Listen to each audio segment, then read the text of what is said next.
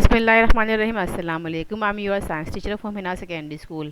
By the grace of Allah, I hope all of you will be happy, healthy and fine. Dear student, last class में हम chapter number 2 sensitivity in start कर चुके थे।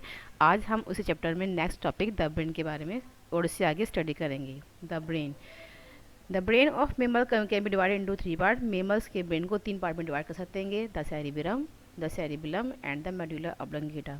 Cerebrum को fore brain या अगला part भी कहते हैं, जो ब्रेन का सबसे लार्जेस्ट पार्ट कहलाता है। इसका काम स्टिमुलस को फील करना और सताबी रेस्पॉन्स को जारी रखने में मदद देना है।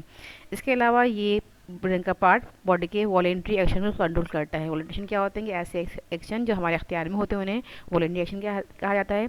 इसके अलावा ब्रेन का ये पार्ट हमारे इंटेलिजेंट बिहेवियर को कंट्रोल करता है और हमारे अंदर जो कि लर्निंग या सीखने की सलाह होती है उसको भी कंट्रोल करता है। Second main part of the brain the cerebellum, इसे मिड ब्रेन भी कहा जाता है। ये नर्व फाइबर और ब्रेन के दरमियान पाथवे का काम भी अंजाम देता है। ये बॉडी के अंदर रेफ्लेक्स या फिर खुद से होने वाले एक्शन को कंट्रोल करता है, खासतौर पर जिनका ताल्लुक साइड या फिर हेयरिंग से होता है। और इसके साथ साथ ये बॉडी की मूवमेंट को कंट्रोल रखने में भी मदद देता है। Number third main part of the brain is medulla oblongata, जो कि ब्रेन का पोस्टीरियर या फिर निचला पार्ट कहलाता है।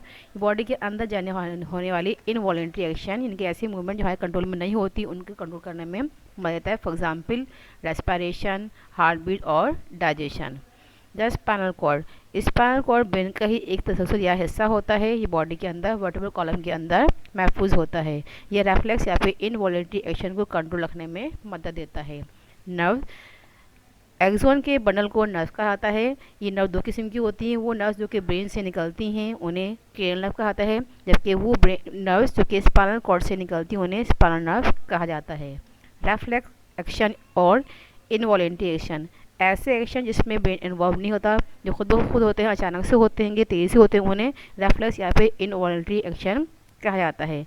ऐसे एक्शन बॉडी के अंदर बहुत ज़्यादा स्पीड से ट्रैवल करते हैं। इनकी आमतौर पर स्पीड 100 फीट पर सेकेंड होती हैं।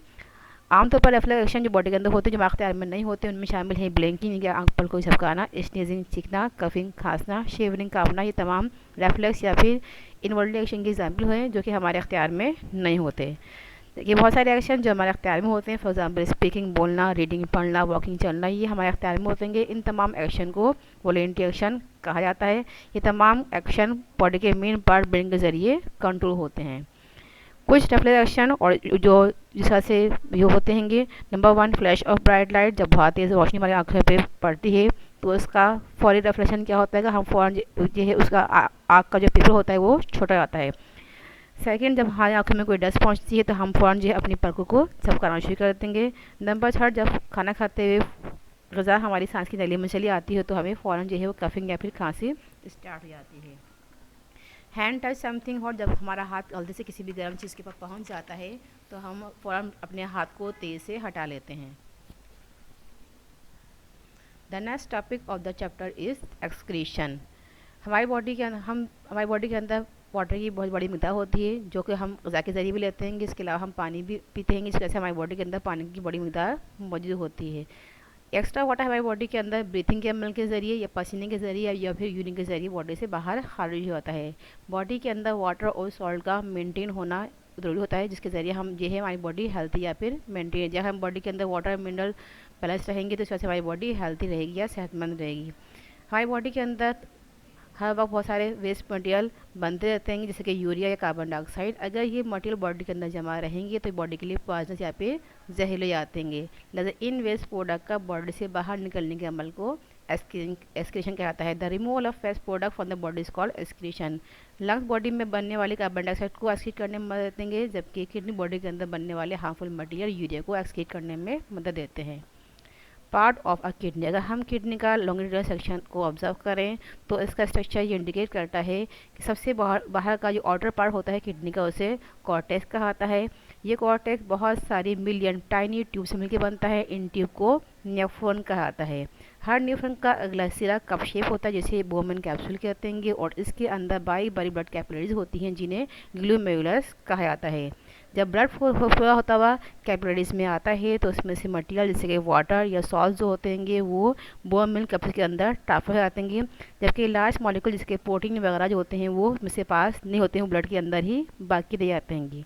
अगर कोई भी यूज़फुल मटेरियल जैसे कि ग्लूकोज वगैरह वापस जहाँ भी आता है तो उसे दोबारा से कैपिलरीज के अंदर रीएब्जॉर्ब कर लिया जाता है। बाकी रेस्ट लिक्विड नीचे लॉन्ग ट्यूब के ज़रिए ट्रैवल करता है। न्यूफ्रॉन जो है न्यूफ्रॉन के अंदर जो है जो सोल्यूशन बनता है उसके अंदर सिर्फ वेस्ट मटेरियल होते हैं जिन्हें यूरिया कहता है। यूरिया और वाटर के सोल्यूशन को यूरिन कहता है। ये यूरिन कलेक्टिन डक्ट इनके यूटर के जरिए यूरिन ब्लड के अंदर ट्रांसफर किया जाता है, जहाँ पे ये टेम्प्रेरी कुछ टाइम के लिए स्टोर होता है। इसके बाद यूटर के जरिए इसे बाहर एक्सक्रीट कर दिया जाता है। The next topic of the chapter is disease of kidney. Kidney में होने वाली बीमारियाँ। किडनी वाटर के बगैर प्रॉपरली फंक्शन नहीं कर सकते हैं, लिहाजा हमें हेल्दी रहने के लिए डेली बेसिस पर कम से कम 6 से 8 ग्लास पानी को इस्तेमाल करना चाहिए। बहुत सी बीमारियाँ ऐसी होती हैं जो कि हमारी किडनी को मुतासर कर देती हैं। बहुत सारे फंक्शन जैसे कि swelling of kidney, obstruction of urine flow, इनके यूरिन का बहाव रुक जाना, या फिर रिडक्शन ऑफ ब्लडी, ऐसी डिजीज होती हैं जिससे किडनी के फंक्शन के ऊपर इफेक्ट पड़ता है। अगर किडनी के अंदर ये फंक्शन हो जाते हैं तो इससे किडनी फेल हो जाते हैं। जब ये तमाम फंक्शन किडनी के अंदर अगर प्रोड्यूस आते हैं तो इसकी वजह से हमारे ब्लड के अंदर यूरिया की मकदार बढ़ना शुरू आती है, जो ब्लड के जरिए पूरी बॉडी के अंदर जारी रहती है और ये बढ़ती हुई मकदार डेथ का या मौत का भी सबब बन जाती है। किडनी मशीन ये एक लॉन्ग टर्म रेमेडी जो इस्तेमाल की जाती है किडनी फेलियर के लिए, वो किडनी मशीन का इस्तेमाल है। किडनी मशीन की ट्यूब को पेशेंट की आर्टरी के साथ कनेक्ट करते हैं। मशीन के अंदर एक ब्लड फ्लो होता है डायलिसिस ट्यूब के अंदर, जिसके अंदर जो स्मॉल मॉलिक्यूल मूव करते हैं जैसे कि यूरिया, ग्लूकोज वगैरह। जब इसमें से मशीन में गुजरता है तो यूरिया वगैरह जो होते हैं वो मशीन के स्विच के अंदर जो है वो चले जाते हैं और ब्लड जो है बिल्कुल क्लीन आता है, और फिर इस क्लीन ब्लड को दोबारा पेशेंट की बॉडी के अंदर वेन के ज़रिए शामिल कर दिया जाता है। इस तरह से किडनी मशीन जो होती है वो किडनी फेलियर पेशेंट को हेल्थी रहने में मदद देती है, जब तक कि उनके अंदर जो है वो डायलिसिस का प्रोसेस जारी रहता है। इस डायलिसिस प्रोसेस को जो है वो हर जो है चंद दिन के बाद बढ़ाया जाता है। Next solution of the kidney failure is kidney transplant. अगर किडनी डायलिसिस के ज़रिए जो है वो इलाज बेहतर तौर पर ना हो रहा हो तो इसके लिए लास्ट जो सोल्यूशन होता है वो किडनी ट्रांसप्लांट होता है, जिसमें जो है वो पेशेंट की बॉडी में मौजूद जो है वो डिजीज़ किडनी को या डिफेक्टिव किडनी को निकालने के बाद जो है वो हेल्दी किडनी को इसकी जगह पर लगा दिया जाता है। जितने भी ऑर्गन के ट्रांसप्लांट किए जाते हैं उन तमाम ट्रांसप्लांट में किडनी ट्रांसप्लांट ऑपरेशन जो सबसे ज़्यादा सक्सेसफुल या फिर कामयाब रहे हैं। दोस्तों यहाँ पे हमारा चैप्टर मुकम्मल हो चुका है। अब बारी हमारे होमवर्क की। इस चैप्टर में क्वेश्चन नंबर 6 तक हम काम मुकम्मल कर चुके थे। अब मज़ीद क्वेश्चन नंबर 4 से काम को स्टार्ट करना है। क्वेश्चन नंबर 4,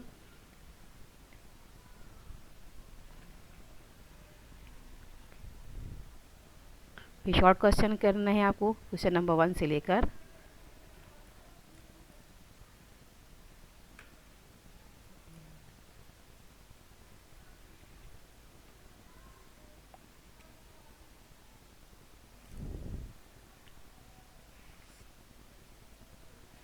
शॉर्ट क्वेश्चन 1 से लेकर क्वेश्चन नंबर 6 तक। डायग्राम में इंक्लूड है डायग्राम मोटर नर्व सेल्स की, sensory nerve cell, and next diagram is the structure of neuron. Objective work में शामिल है one word answer, fill in the blanks and MCQs। तमाम उससे रजिस्टर में फेयर वर्क बिल्कुल नीट एंड क्लीन करेंगे। Thank you.